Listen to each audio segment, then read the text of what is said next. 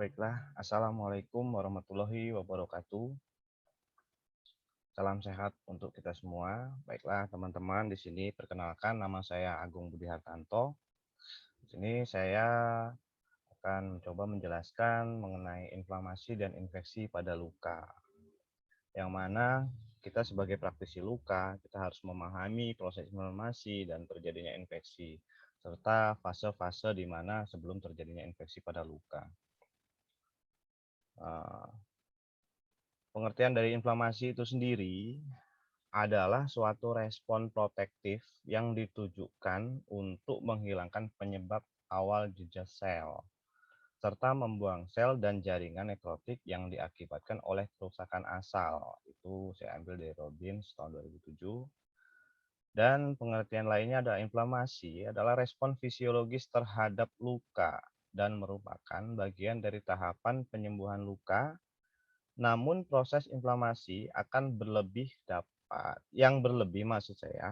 yang berlebih dapat menimbulkan efek buruk bagi pasien. Jadi seandainya terjadi inflamasi pada luka, peradangan pada luka yang berlebih itu dapat menimbulkan efek yang buruk bagi luka itu sendiri. Nah, kita ketahui sama-sama teman-teman ya.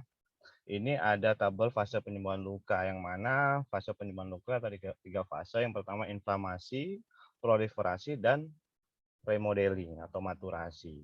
Ini akan kita bahas adalah di fase awal terjadinya luka, fase inflamasi sampai luka itu menjadi kronik atau luka akut menjadi kronik, atau sudah luka kronik apakah luka itu di posisi kontaminasi ataukah luka itu sedang dalam posisi kritikal kolonisasi. Nah, ini kita bahas di sini ya. Pembagian inflamasi itu sendiri ada dua, berdasarkan waktu dan etiologi. Nah, jika berdasarkan waktu, itu ada akut dan kronik. Akut cepat, awitan cepat, berlangsung sebentar. Sedangkan kronik berlangsung lebih lama dan berhari-hari sampai bertahun-tahun. Sedangkan dari etiologinya sendiri, spesifik dan non-spesifik. Pada fase inflamasi, itu sel-sel inflamasi yang aktif di dalam proses inflamasi itu adalah yang pertama sel neutrofil. Sel darah putih yang pertama yang melakukan migrasi dari pembuluh darah ke tempat cedera. Itu sel neutrofil yang saat terjadi luka dia langsung datang. Yang kedua adalah makrofag, merupakan sel jaringan yang berasal dari monosit dalam sirkulasi setelah bermigrasi dari aliran darah. Dan yang ketiga adalah limfosit, muncul pada tingkat kronis atau reaksi inflamasi, dia akan muncul limfosit. Dan selanjutnya sel plasma merupakan produk akhir dari aktivitas sel beta yang mengalami diferensiasi akhir. Dan sel-sel lain contohnya ada eosinofil, basofil, dan sel mastoid. Nah, di sini hanya untuk kita ketahui sel-sel yang berperan aktif pada saat proses inflamasi.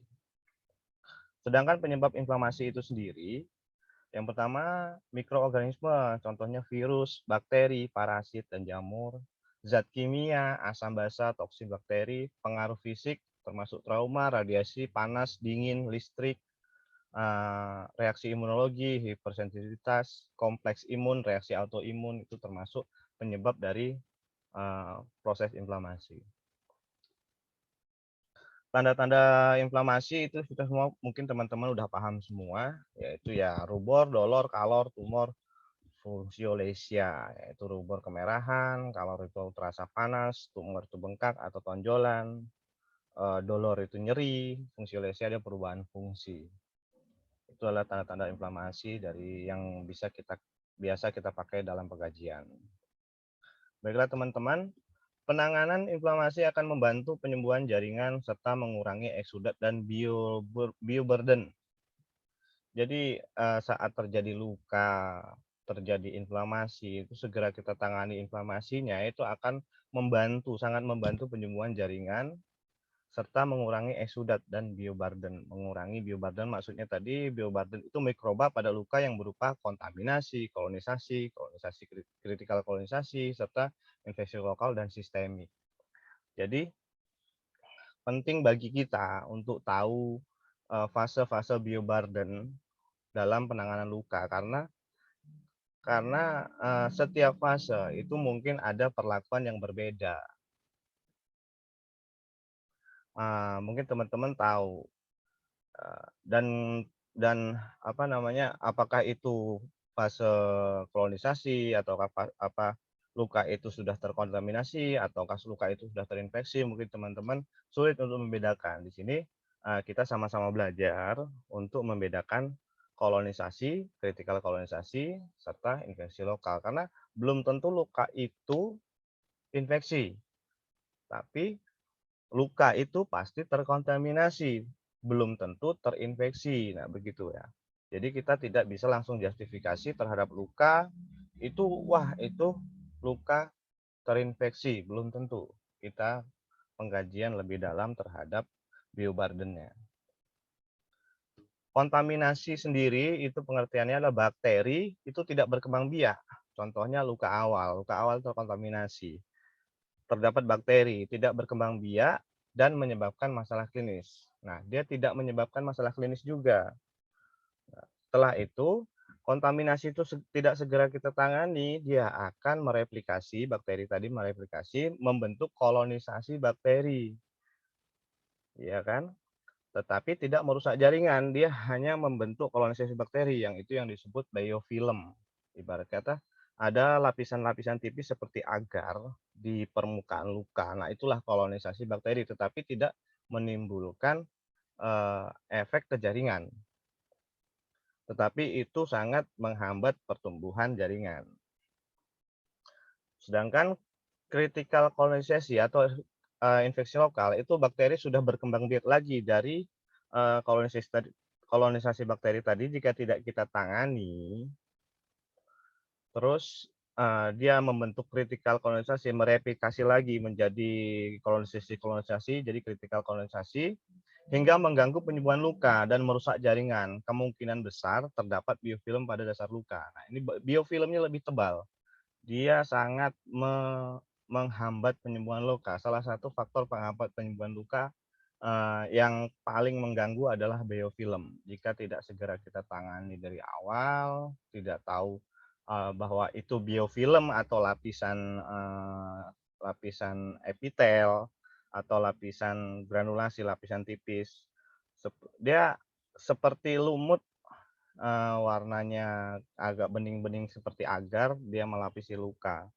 Dan itu cara menghilangkannya ada beberapa cara. Yang pertama dari mekanikal ataupun dengan cara-cara yang menggunakan tropikal terapi. Terus infeksi, terjadinya infeksi yang menyebar. Bakteri menyebar dan menimbulkan masalah pada jaringan sehat sekitar luka. Contohnya adalah selulitis, sudah terjadi limfangitis, eritemanya lebih meluas. Terus sudah terjadi infeksi selanjutnya. Nah, luka itu sudah terjadi infeksi, peradangan memanjang, sudah kontaminasi, terjadi kolonisasi tidak tertangani, kritikal kolonisasi tidak tertangani. Nah, dia akan menyebabkan infeksi. Infeksi lokal juga tidak tertangani, infeksi sistemik. Yang mana infeksi sistemik sudah ditandai adanya demam. Sudah ditandai adanya demam, ditandai adanya peradangan yang memanjang, bakteri menyebar dan menimbulkan infeksi di seluruh tubuh.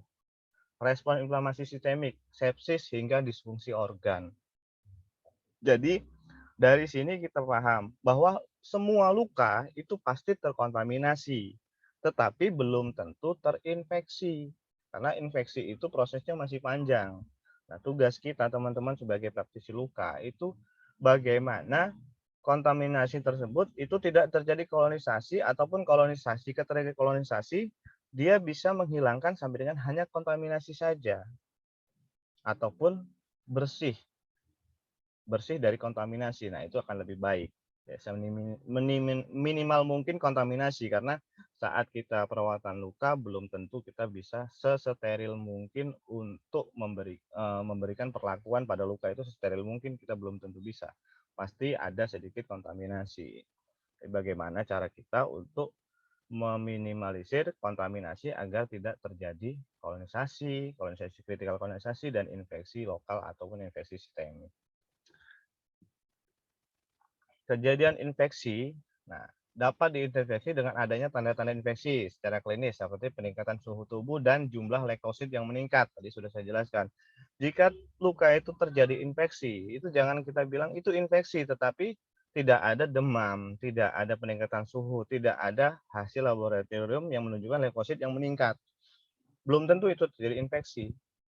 Bisa saja hanya kritikal kolonisasi ataupun infeksi lokal.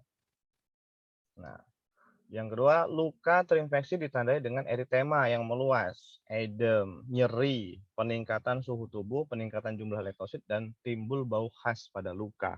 Biasanya terjadilah bau-bau yang tidak sedap atau khas, kayak baunya lebih menyengat, kayak Pseudomonas itu lebih menyengat. Terus jika terjadi infeksi, misalnya dalam 2 minggu, perawatan luka kita 2 minggu itu tidak ada perkembangan karena adanya infeksi, karena cairannya berlebih, bau. Nah, itu wajib bagi kita untuk melakukan kultur, untuk menentukan tropikal ataupun antibiotik yang pas dengan, penyebab dari infeksinya tadi. Cara pengambilan kulturnya, caranya ya seperti, eee penanganan yang biasa kita lakukan, menyiapkan alat, cuci tangan, buka balutan lama, dan cuci luka. Dicuci lukanya tadi, dicuci dengan cairan non toksik. Ingat jangan dengan antiseptik, karena antiseptik sudah mungkin teman-teman juga tahu, antiseptik itu dia, tidak bersahabat dengan granulasi, ya, dia merusak makrofag. Dan keringkan dengan kasa steril. Setelah dikeringkan, didiamkan dulu sebentar sampai dengan dia keluar eksudat, lalu ambil sampel. Pengambilan sampelnya dengan cara zigzag, diusap 10 kali, usapan mewakili seluruh area luka. Jadi diusap, setelah itu dimasukkan ke media dan segera kirim ke laborat. Nah, itulah tadi cara-cara pengambilan kultur dan proses inflamasi serta infeksi pada luka. Eh, Baiklah, itu tadi yang bisa saya sampaikan. Semoga bisa memberi, sedikit informasi yang mungkin bisa berguna bagi teman-teman. Eee, Jika ada pertanyaan silakan, eee, tulis di kolom komentar, jika nanti bisa kita berdiskusi. Saya akhiri, wassalamualaikum warahmatullahi wabarakatuh, salam sehat.